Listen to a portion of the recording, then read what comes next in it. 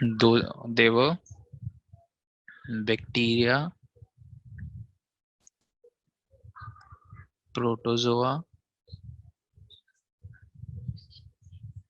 algae, fungi, and viruses. Okay, and Karmanya said that there were four only. That was because the viruses, there's still research going on them, and a few scientists consider them as microorganisms, whereas other have a doubt because viruses they reproduce only when they enter any cell. Okay, so there is a bit of doubt going on. So that's why Karmanya had a confusion about it. Okay, so now moving ahead, talking about microorganisms, we discussed the types of microorganisms, and then one more thing that we discussed, that they can survive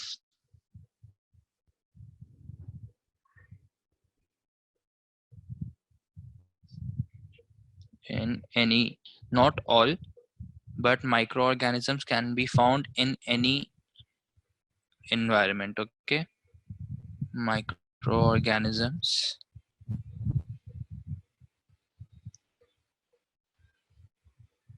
are present everywhere. Okay, so this is a statement. Whether it be volcano or some very cold region, you'll find microorganisms. They're present everywhere. Okay, and now we were talking about these being our friends or foe. So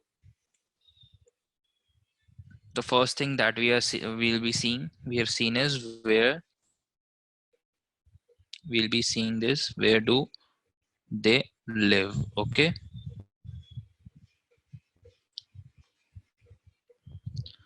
so all the microorganisms, they can be single-celled bacterias. Okay, you all know what a cell is. So microorganisms can be single-celled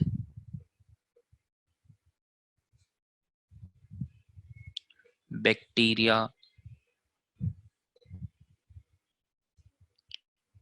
protozoa,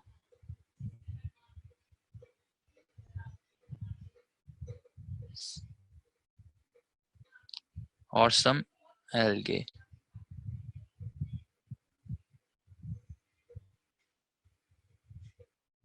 Okay, or they can be multicellular algae or fungi.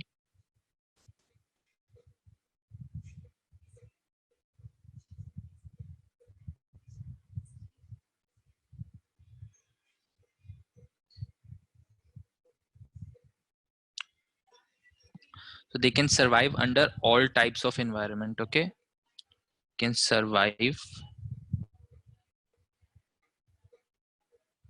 under all types of environment, whether it be volcanoes or ice cold ice regions, like the regions towards the northern side of the globe, which are covered with ice, or whether it be any desert, they are found almost everywhere and even inside the human body. Okay, so they are present almost everywhere, and these microorganisms they play an important role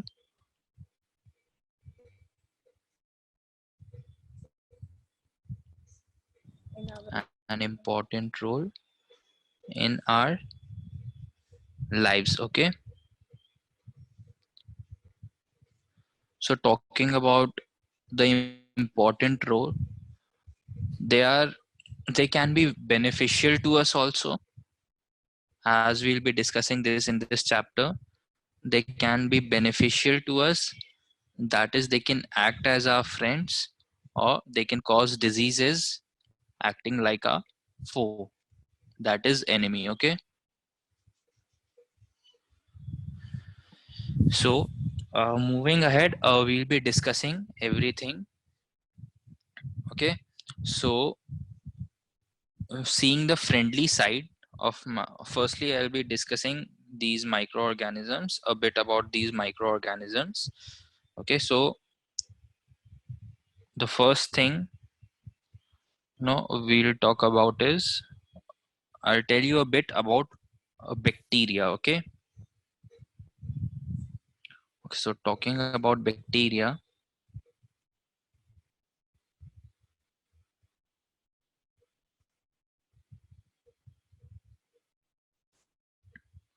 so bacteria are basically single celled organisms. Okay,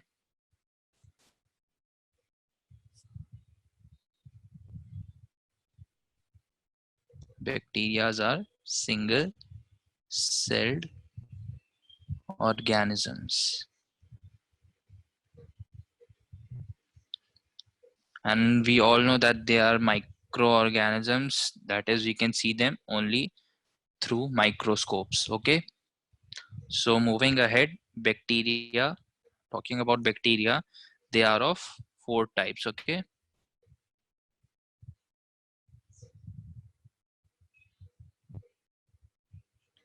the first one is comma shaped,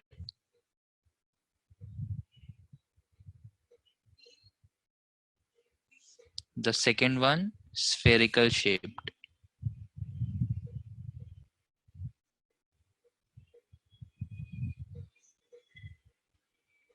the third one is rod shaped. Okay, and fourth one is spiral shaped.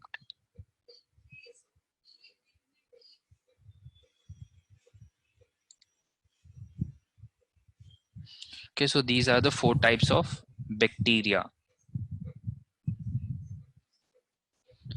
And giving you examples, example of comma shaped is Vibrio,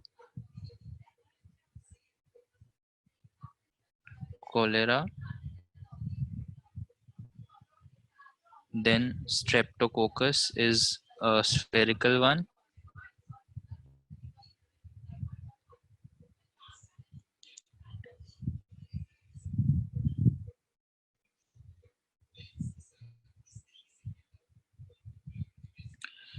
then talking about rod shaped is E. coli,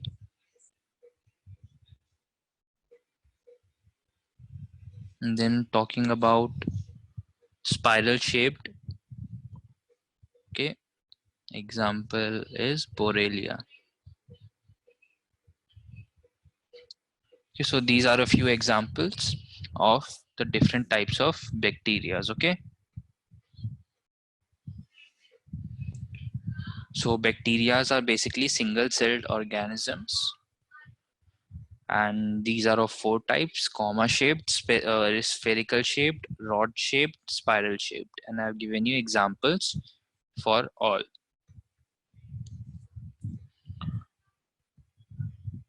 Okay, now moving ahead, the second we have is fungi. Okay,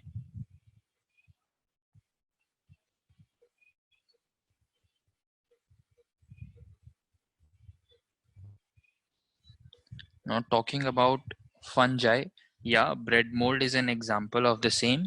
So they are non-green plants. Okay, fungi are, they are non-green plants.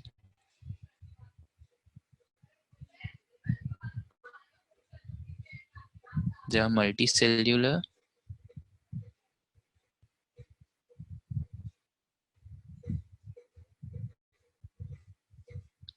and they cannot prepare their own food as they are non-green. Okay,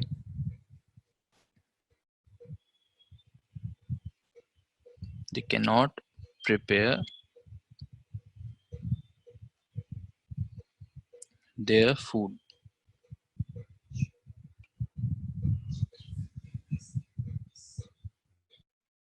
So this was about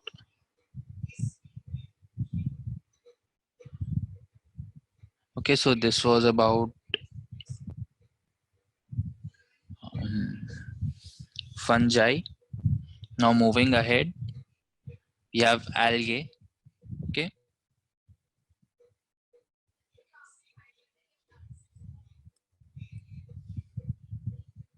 now algae are simple plant-like organisms. Okay, simple plant-like organisms.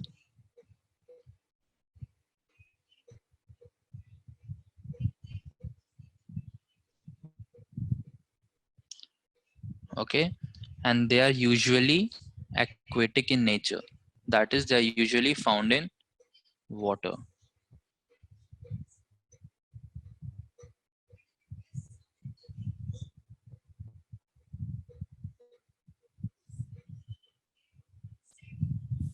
And they have chlorophyll and can prepare their own food.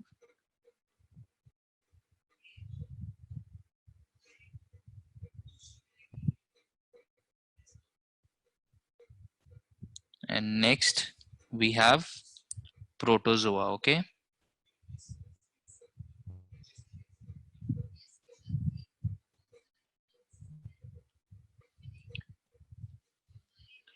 talking about protozoa, they are unicellular. Unicellular means having only one cell, and they can live independently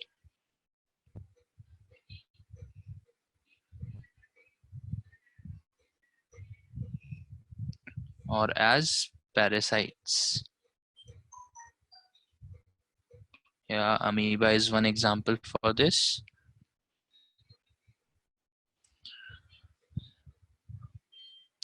Okay, and next thing we'll be seeing is why viruses are not, we are not sure about viruses. Okay, so we'll be seeing that. That is, how are viruses different?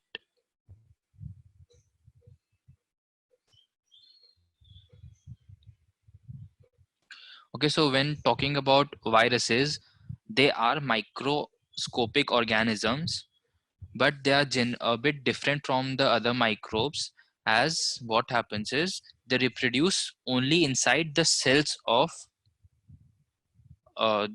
inside the cells of the host organism. Okay, so what happens is the viruses are microscopic organisms, that is, they are of very small size,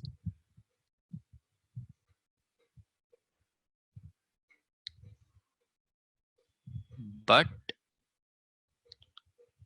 they are different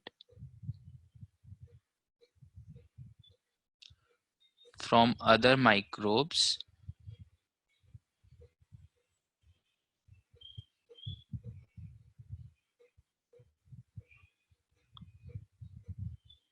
okay, they are different from other microbes because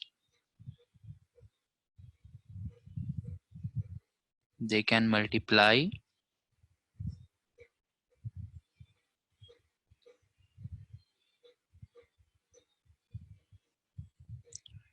only inside host cell. Okay,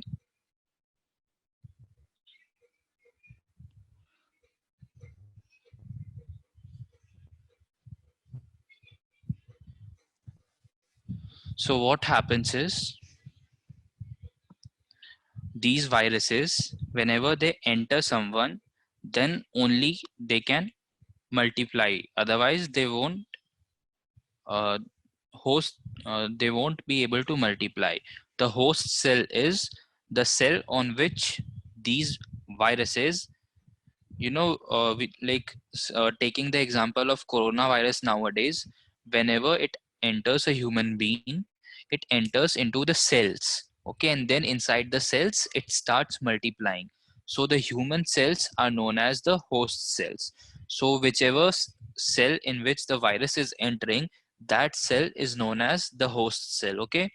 So that's why the government and doctors are saying to go into isolation and go for lockdown. This is because if these viruses they don't get any host cell, they won't be able to multiply.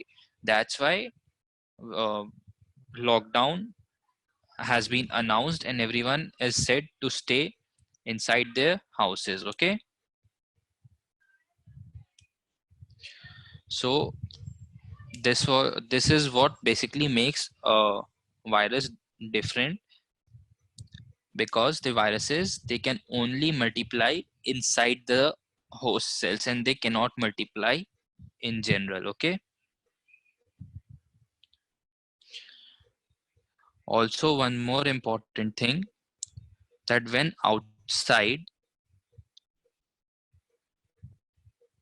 the host cell, they do not show any reaction, okay.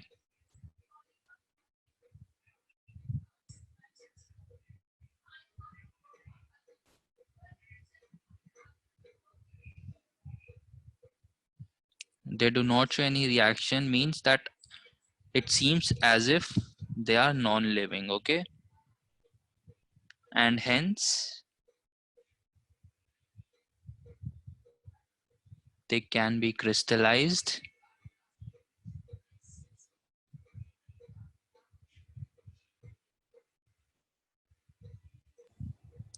and stored like non-living things. So this is why there are questions about viruses being microbes or not, okay. So this is a problem.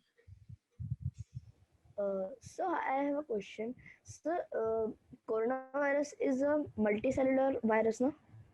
Okay, you're asking, or Sir, you ask. are okay, that is coronavirus a multicellular virus or not? Okay, so talking about coronavirus, just a moment. Yes, sir. Yes, so talking about coronavirus, you see, as I told you, when we talk about the virus, Yes, sir. uh, the individual cells, okay, like what happens is, if we talk about these viruses, they are very small, okay. Like when we are discussing viruses, uh, they are basically proteins and nucleic acid, they are basically proteins, so they enter inside the cells. So if talking about, are they unicellular or multicellular, we cannot say that they are unicellular or multicellular. They are basically composed of proteins, okay, Yes, sir. and they enter into the cells. So you know DNA, what DNA is, Karmanya? Uh, Have you sir, heard of DNA? sir, yes, sir. Okay, so similarly, But sir, I doesn't they, know what is DNA. okay, it is basically deoxyribonucleic acid. Okay, so similarly, Yes, sir. coronavirus is a kind of RNA. RNA now is RNA also will study about RNA in higher classes. So it is basically a strand of RNA. Okay, so it basically Yes, sir. changes the genes. When you are talking about that, it has a particular gene order. This you will be the all the things that I'm saying now, like the RNA, gene, if you take biology after 10th standard, you will be studying all this in details, okay? The gene sequence and every gene sequencing, everything you will be studying in details, okay? Yes, sir. Thank you, sir. Okay, welcome. So now moving ahead, now we'll see microorganisms and us, okay? Microorganisms and us. So now seeing this, they can be useful as well as harmful, okay? So now we'll be first listing them. We'll be listing where they can be useful and where they can be harmful.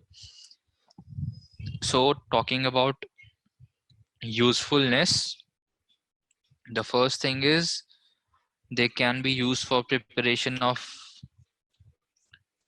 curd, bread, cake, etc., right?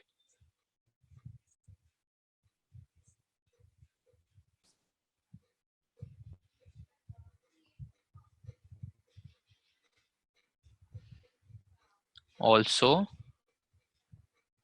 they are used for production of, yes, Ansha, that's correct. They are used for production of alcohol, wine, and acetic acid. After that, they are used for production of medicines and vaccines.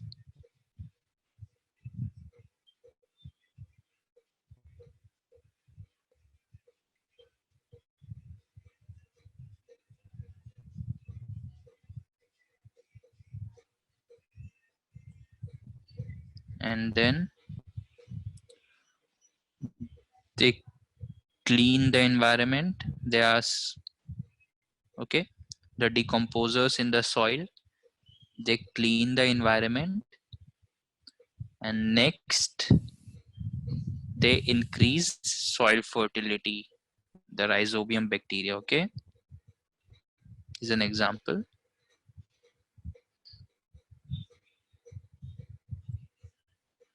Now talking about the harmful sides, they can cause diseases, right? They can cause diseases in plants, animals, as well as human beings. In plants, animals, and human beings.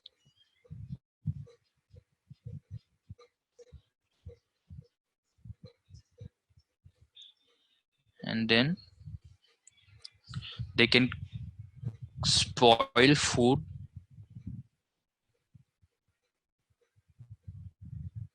and cause food poisoning.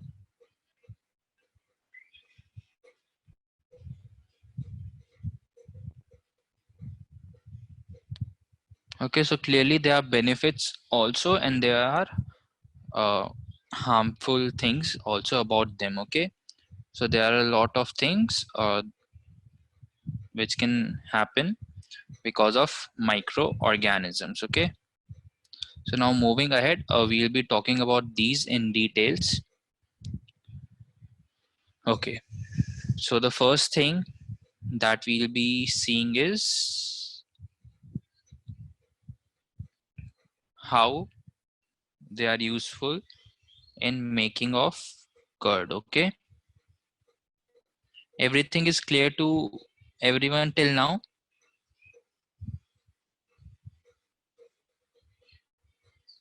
Anyone having any doubts?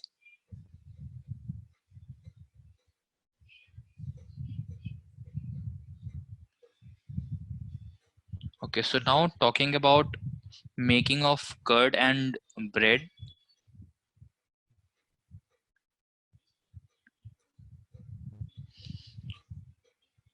So when we are seeing this, okay, the curd, we all know, you must have studied, you have studied in previous classes that bacteria converts curd into milk into curd. Okay, so can you tell the bacteria which helps in the formation of curd?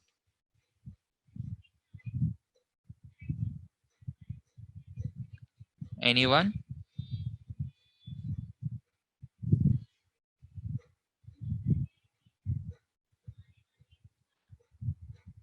So can I?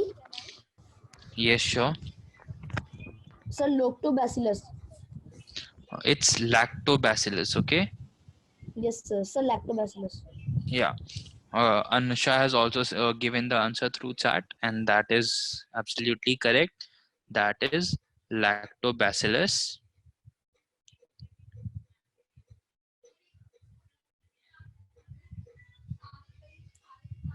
is the bacterium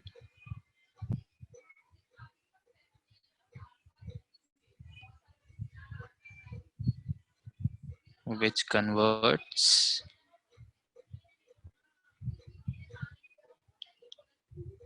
milk to curd. Bacterium is the singular of bacteria. Okay, bacteria is plural and its singular is bacterium. Okay, so what it does is it multiplies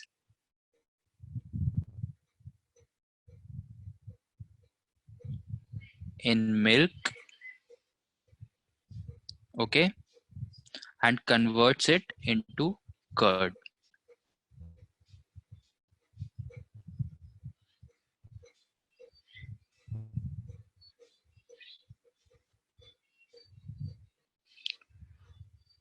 Okay, so bacteria, they are also involved in making of cheese and pickles and many other food items. They are also used in that. Okay, so now one more thing, when talking about the baking of breads and baking industry, have you heard of yeast?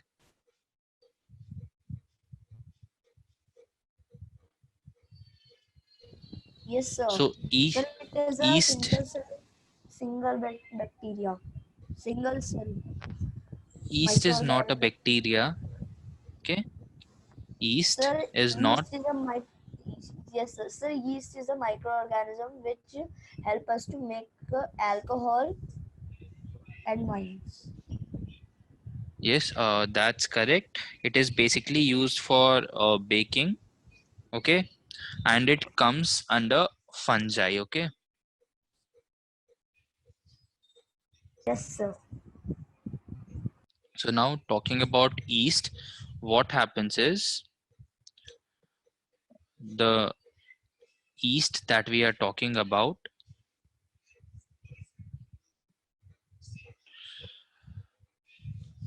we mix the yeast into our dough or whatever batter we are making.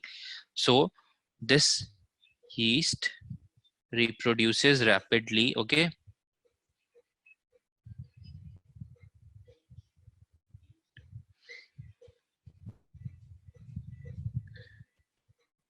and it produces, and during respiration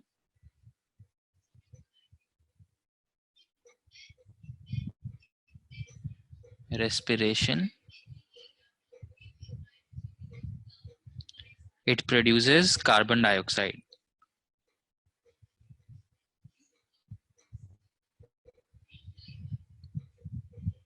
Can the bubbles of carbon dioxide, okay, the bubbles of the carbon dioxide, they fill in the dough and cause the dough to rise.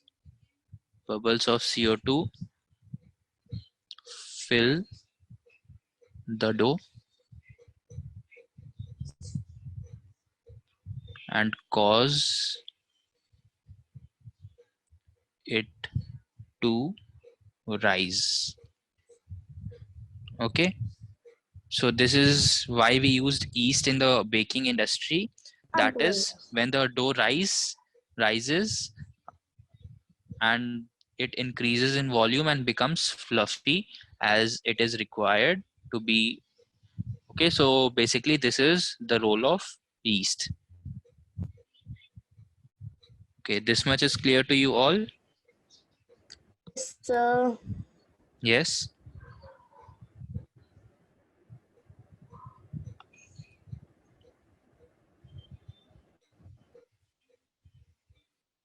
You're not audible, Karmanya. Were you asking any question?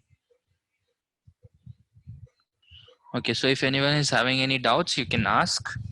Okay, so this is how yeast Yes, sir. is yeast is used. Now moving ahead, we'll talk about the second use, that was making alcohol,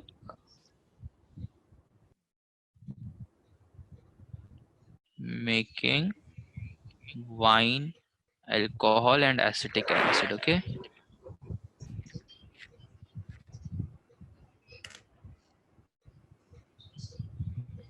Oh,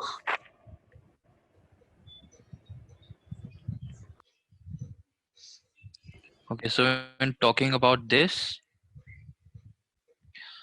just now we saw the use of yeast in the baking industry. Here also yeast is used, okay, for the commercial production. Okay, yeast is used for commercial production, for their commercial production means production by companies where they produce wines and alcohols and they sell it in the market.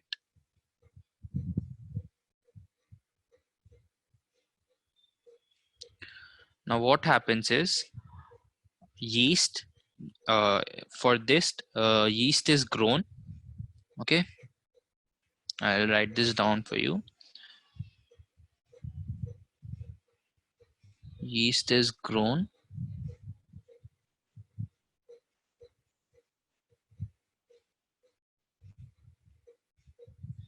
on natural sugars. Natural sugars basically means the starch and all present in grains like barley, wheat, rice, etc. Okay,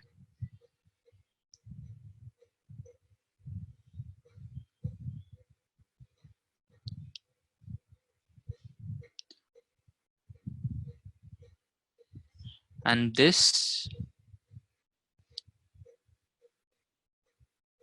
this process, during this process, that sugar, natural sugar, is converted into alcohol by yeast. Converted to alcohol. And this process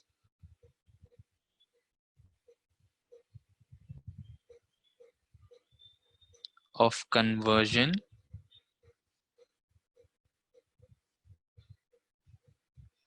of sugar into alcohol is known as fermentation. Okay, is known as fermentation. Okay, so fermentation, you need to remember this definition of fermentation. It is important for you.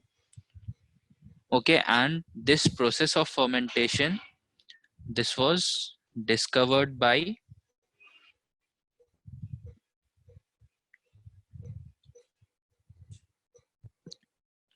Louis Pasteur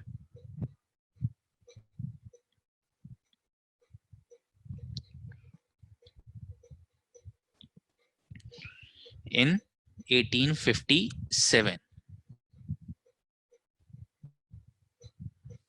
Okay, so this is how yeast is used in the making of alcohol, wine, and the acetic acid part.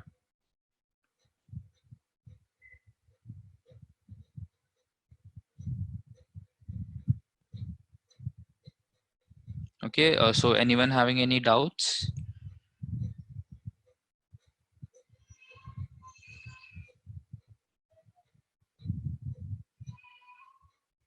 Is it clear to you all? I'll wait for a minute. You can note this down.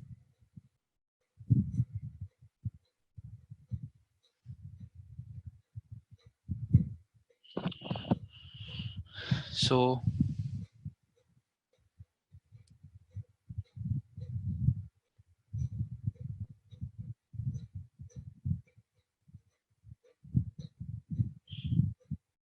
now moving ahead, the next thing that we'll see is how we can use them for producing medicines and vaccines. Okay, that is medicinal uses.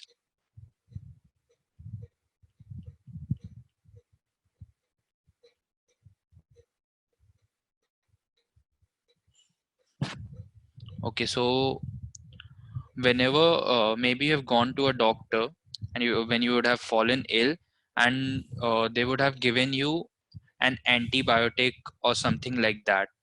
Okay, have you been to a doctor and he has given you some antibiotics or something? So Uh, clearly so those can I say the antibiotics, definition of antibiotic? what? I can say the. So can I say the definition of antibiotic? Okay, yes. So the medicines kill or stop the growth of the medicines. Sorry, growth of the disease-causing microorganisms. Such medicines are called antibiotics. Okay, Right? yeah, that's correct. So what happens is the source of these antibiotics that we are talking about, these antibiotics, these are made up of microorganisms only. Okay, they are made of microorganisms.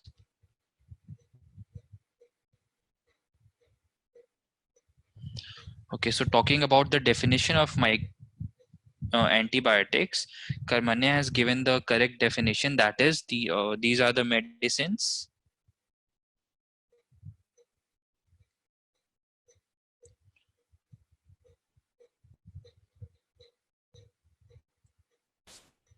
that kill or stop the growth of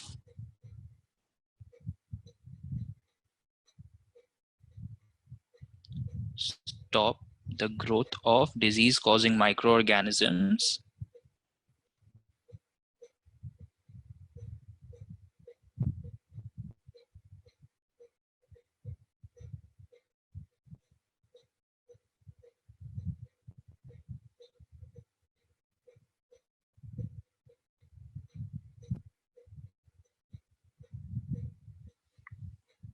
Okay, and Anusha has given us the example, that is penicillin. Okay, penicillin is one example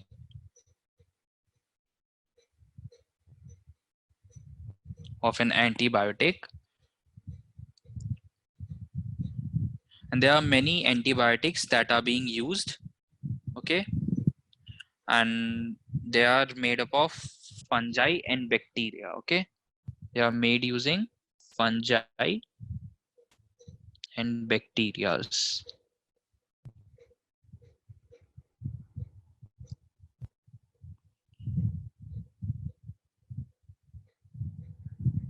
And they are produced by using these organisms.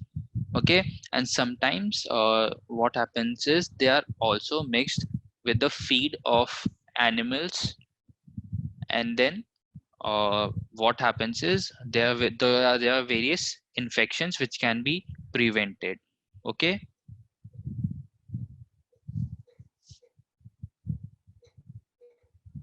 They are mixed with feed of livestock. Okay, I won't write poultry or any livestock means the animals which we are rearing. They are also used to control plant diseases. Okay, they are also used for controlling many plant diseases also. So you can clearly see that there is great medicinal value, right? There is great medicinal value of these.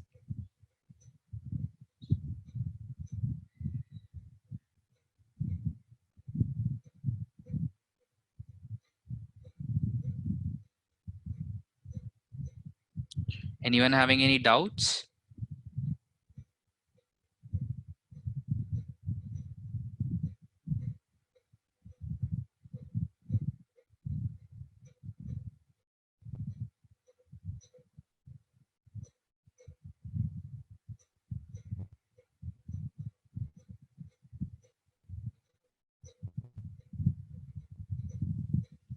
Okay. I hope you all have noted this down. Okay, so the next thing we'll be seeing about these microorganisms is how they are used for making vaccines. Okay. Does anyone know what vaccines are?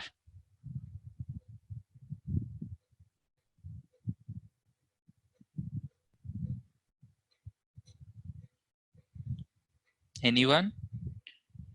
Can you give me? Can you tell me what vaccines are?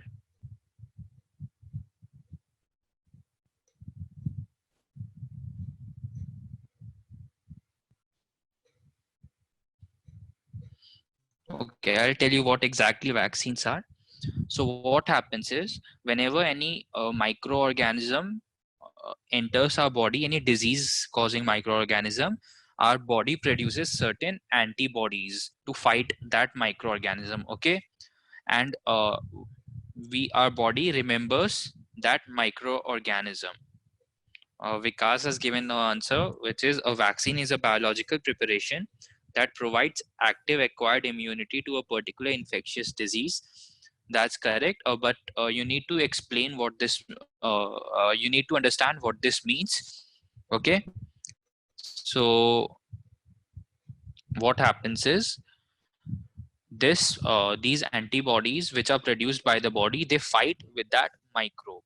So our body remembers that particular microbe, and whenever it enters again, it remembers that how to fight it. So what we do is we introduce a dead microbe into our body, so that dead microbe will not cause any problem in our body, but our body will remember that kind of microbe, that yes, if this kind of microbe enters, we need to fight against it by producing such and such antibody.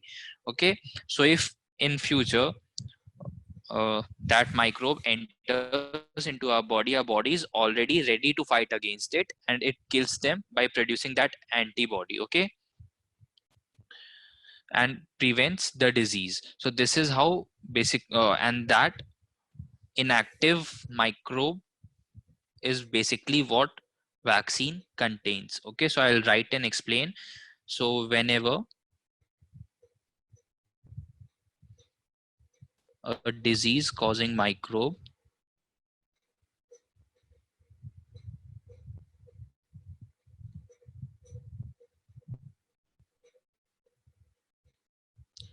enters, our body produces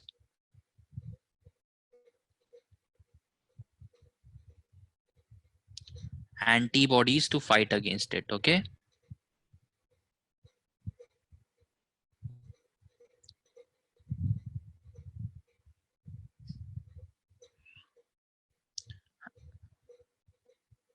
Also, the body remembers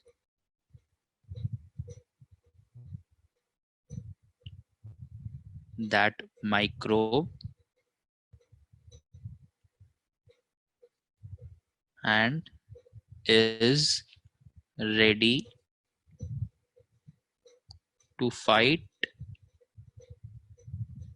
against it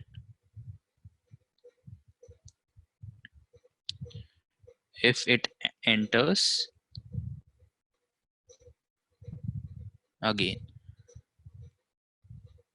So what we do is we introduce a dead microbe into the body,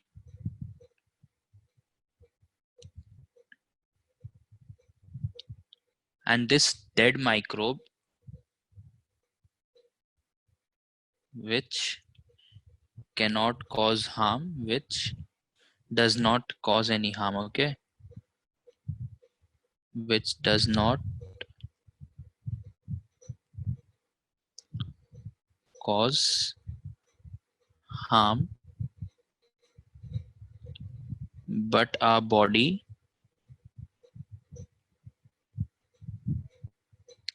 remembers it and gets ready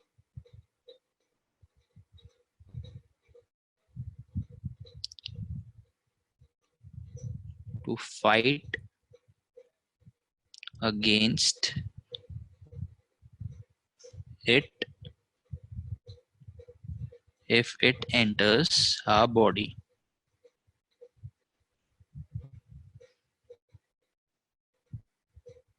So this dead microbe is what the vaccine contains, okay, and this is how a vaccine works. Okay, I hope it's clear to you how a vaccine works. Anyone having any doubts? No, sir. And Anusha had sent that the first vaccine was discovered by Edward Jenner, which was for smallpox in 1798. That's absolutely correct. Okay, so you would have seen that there are various polio drops given to young children. Okay, so these are basically vaccines only. Okay, so it's clear to you now. So these vaccines are very important to protect human beings, and not only human beings but also animals, and animals from various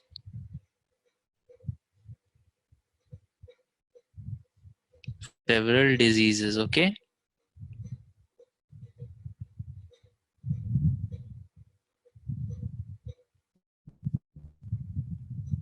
and there is large production of these vaccines happening. Okay,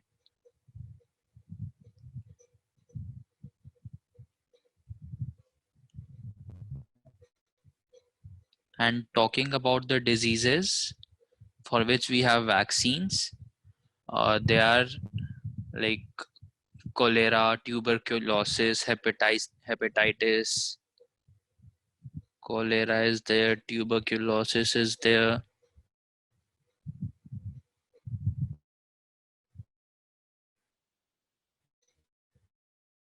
there, smallpox is there. There are various other diseases for which we have vaccines. Okay, is it clear to you all? Any doubts?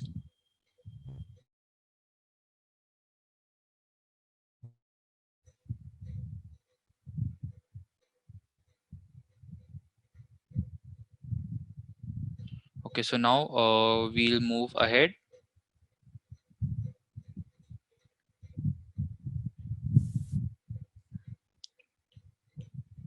Okay, so now we'll move ahead and we'll see how they are used for increasing.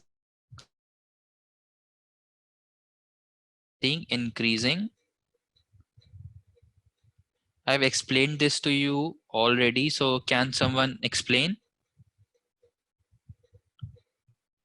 You have studied this already.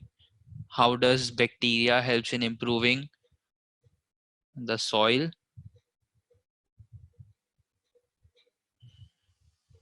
Anyone? So can I? Yes, sure. So some bacteria are able to fix nitrogen from the atmosphere to enrich the soil with nitrogen and increase its fertility. These microbes are commonly called biological nitrogen fixers. Yeah, so they are basically, what are they basically? We have studied about them, right? Yes, sir.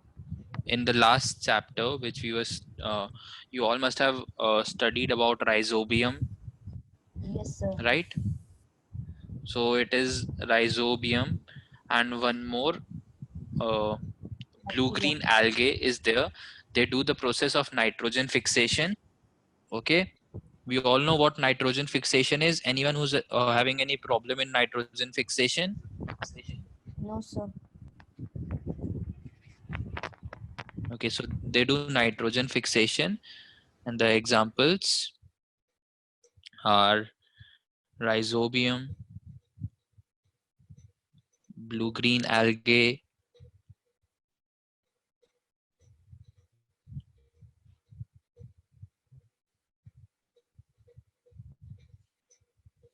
Just a moment.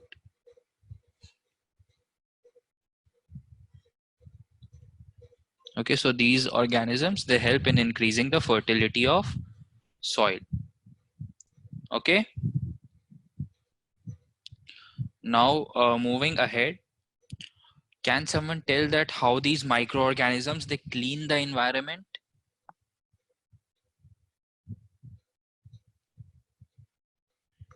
Cleaning up environment.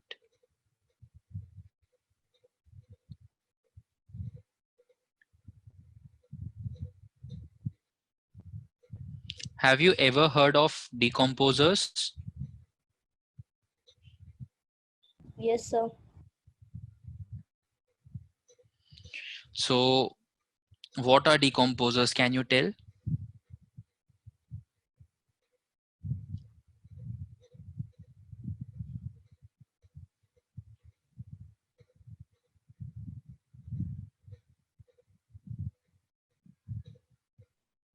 Anyone?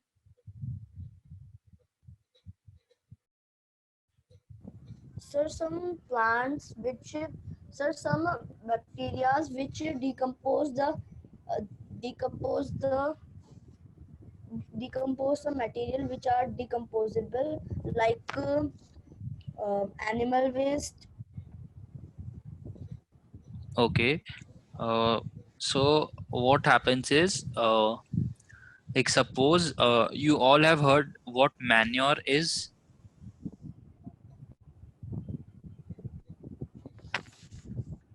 You all know what manure is. So Sir, how is manure? some organic How is waste. manure made? Sir, some What organic we do waste. is, yeah. Uh, Sir, some organic waste So which what is happens decomposed. is, what is done is, the organic waste, it is collected in some pit, and then it is covered, and after some time it gets converted into manure, right? So how is it converted into Yes, manure? It is converted into manure by action of microorganisms. Okay, microbes. by Yes. action of microbes. And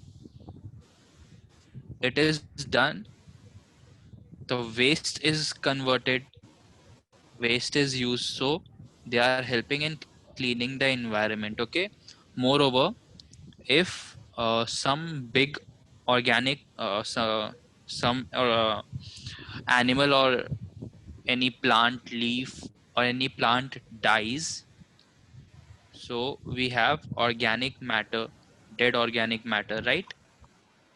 And yes, sir. And sir, the organic matter is converted into manure by the action of microbes and microorganisms. Okay, that's correct. So there are decomposers. If you leave them for some time, these They will be decomposers, they decompose that dead organic matter and it converts it into simple substances.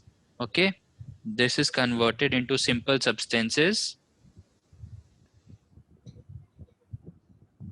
and these simple substances can be used by plants again as nutrients. Okay, and these simple substances are used by plants. So this is how they help in cleaning the environment. Okay, anyone having any doubts?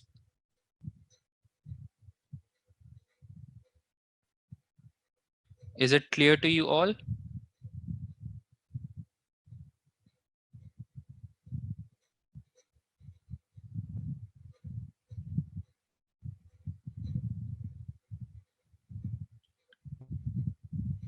Okay, so with this we finish the part, the that is how microorganisms are useful to us.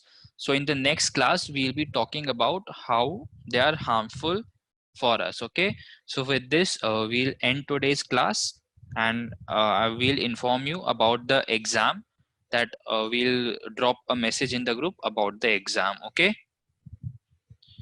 so homework, you need to revise all this. For today, you need to revise all this, and you need to prepare for the exam also. So therefore I won't be giving any particular homework today. Okay,